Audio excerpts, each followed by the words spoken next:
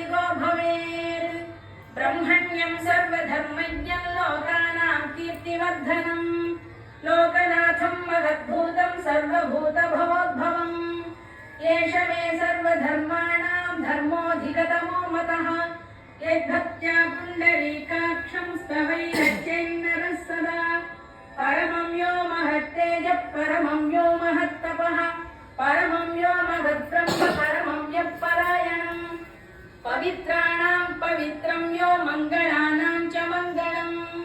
दैवतं देवतानां च भूतानां